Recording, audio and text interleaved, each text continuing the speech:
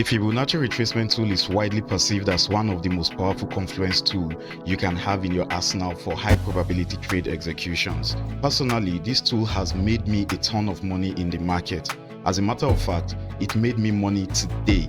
Unfortunately, many traders don't have a rules-based strategy on how to use this tool profitably. In this video, I am going to be showing the rules-based strategy I use whenever I deploy this tool. If that sounds good, please go ahead and hit the like button and don't forget to subscribe if you haven't. Now let's dive into it. First, we are going to go over the rules, because whatever strategy you trade, you need rules, right? You need to stick by your rules, because without rules, we are nothing. So first of all, I want to put this out there. You cannot use a Fibonacci retracement tool in a ranging market. You have to use it in a trending market. Now, a bullish trend is when price creates higher highs and higher lows. And a bearish trend is when price creates lower lows and lower highs. Now, how do you identify when price is either in a bullish trend or a bearish trend? The answer is simply market structure. So market structure is going to tell you the trend of the market. If you don't know how to use market structure properly, then watch this video on your screen right now. I'm also going to be leaving the link in the description below. So let's quickly go over the rules. First of all, we want to identify the trend of the market. In a bullish trend, like I mentioned earlier, price is expected to create a high, a higher low, a higher high, a higher low in this order, right? Then the opposite is the case for a bearish trend. A bearish trend, price is expected to create a low, a lower high, a lower low. All right. Now, when you start seeing price pushed back up in a bearish trend, that is when you want to plot your Fibonacci retracement tool. So all you need to do, I already have it added to my favorites toolbar here. How do you do this? You come to the left panel on your trading view, then click the little arrow there to reveal the contents of that particular icon. So I'm using Fibonacci retracement. You see, I have it starred here, and that is why I have it on my favorites panel. So whatever you start is going to be added to this panel, and you can move it around your screen like this. All right, let's continue. So when you notice the price has created a new lower low, let me label it so that you can see. Low, lower high, then this is the new lower low. So once you see this and you see that the market is beginning to retrace, then that is when you want to pull up your Fibonacci retracement tool and plot from the most recent swing low to the most recent swing high, with the hopes that price is going to come into any of these levels. Now, there are different levels on the Fibonacci retracement tool. The 0.5, the 0.6, the 0.7, the 0.3, there are so many levels, but I consider the 0.5, 0.6, and the 0.7 levels the most optimum level based on my own personal experience. So these are the levels I look at or I watch out for on the Fibonacci retracement tool. The 0.5, 0.6, and 0.7 level. Now, we are looking for a level that aligns with an area of structure.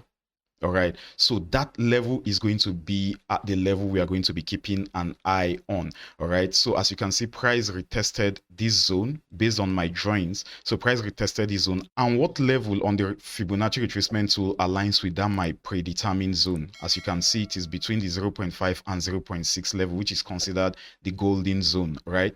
Then in a bullish trend, you have to plot from the most recent swing low to the most recent swing high, waiting for a pullback into any level that aligns with your structure, the market structure.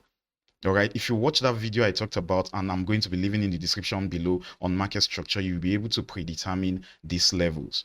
So before we proceed, just for emphasis sake, a bullish Fibonacci retracement has to be plotted from the most recent swing low to the most recent swing high, while a bearish Fibonacci retracement has to be plotted from the most recent swing high to the most recent swing low.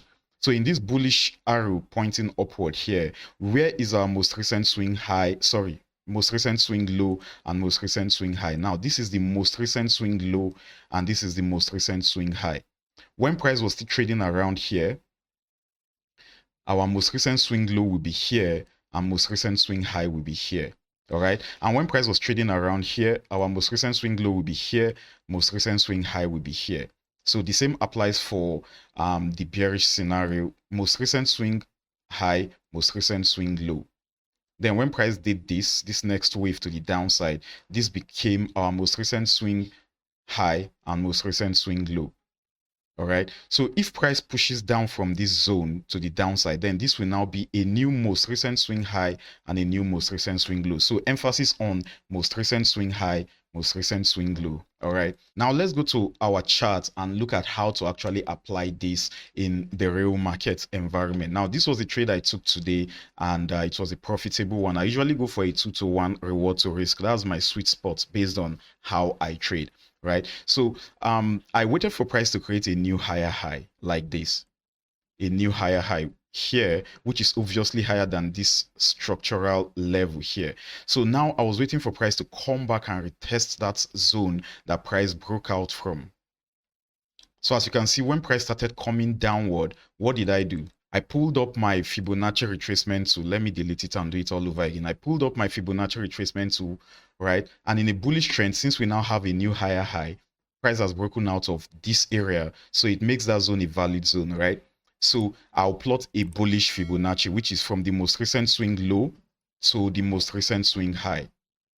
All right. Then project it into the future with the hopes that when price comes back into my zone, now I am focusing on the level that aligns with that zone. Now, the level that aligns with that zone right now is the 0.5, 0.6 fib level. All right. Now, another thing I waited for was I had to see a bullish engulfing candle. All right. That is my entry trigger. So when I spotted the bullish engulfing candle close, let me even use the replay tool to simulate this. All right. So I plotted my Fibonacci retracement level when price was looking like this. So I was waiting for price to come into this my predetermined zone. You have to plot your predetermined zone before plotting your Fibonacci retracement level. You don't just want to be trading the Fibonacci retracement level alone. Remember, you use it as a confluence. All right. So before plotting the Fibonacci retracement level, let me delete it. Before plotting the Fibonacci retracement level, you need to identify your zone first, which in my own case, this green zone is my favorite zone. All right. Then I now plotted the Fibonacci retracement level to see what level aligns with that zone. So I discovered that the 0.5 or the 0.6 fib level, anyone will be perfect. Now let's play this. Let's hit the play button and see how price reacted. So when price came and gave me this bullish engulfing candle here, let me zoom in properly. When he gave me this bullish engulfing candle, that was my entry trigger. So I got in, I put my stop loss below my predetermined zone, which is this green zone. And let's see how price played out. So as you can see, price made its way to my take profit before collapsing again. So this is a screenshot of that particular trade right here on your screen. Now let's take another example. So now on this particular day, on this particular trade, price was pushing higher, right? Price continued pushing higher, creating a new higher high in the process, which is obviously higher than these areas here. So when price was trading all the way up here, what did I do? I went to my chart and I plotted a zone around that region. So watch how I plotted my zone, capturing major swing points, major touches. And obviously price has created a new higher high. Now price is not going to continue going higher forever. At some point it has to pull back. So at the first sign of pullback, let's hit the play button. At the first sign of pullback, I saw that price was pulling back. I now decided to plot my Fibonacci retracement. This is a bullish Fibonacci retracement. So this is the most recent swing low. So this is the most recent swing low to the most recent swing high. Now I am waiting for price to come into my green zone. And what level aligns with that green zone? So around the 0.5, 0.6 level is at the levels that aligns with that green zone. So let's see how price played out when it came there.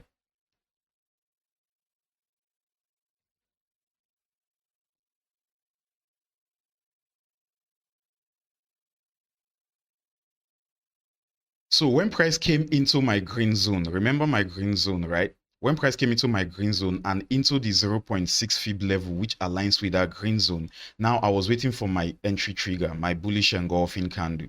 Now I hit this play button and then boom, I got my entry trigger, which is this bullish engulfing candle right here that engulfed the previous red candle, and I got in around here.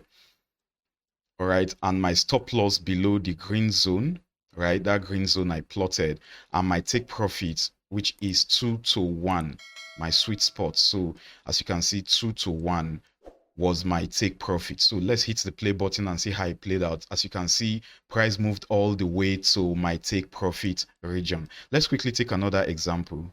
Price is clearly in a downtrend, at least between this top to the bottom here. Price has obviously created a new lower low, went back for a pullback, and created another new lower low like this. As you can see, price created a low, a lower high, a lower low. So now I needed to figure out what zone I'm going to be looking at. And looking left from our previous trade, price, I still have this zone that is valid. So I could just move it all the way to the left here. All right, I'll move it all the way to the left here. Then price is beginning to show signs of a pullback. So what did I do? I pulled up my Fibonacci retracement tool, plotted from the most recent swing high to the most recent swing low. All right. Notice how, first of all, I plotted my zone, which is my green zone in this case.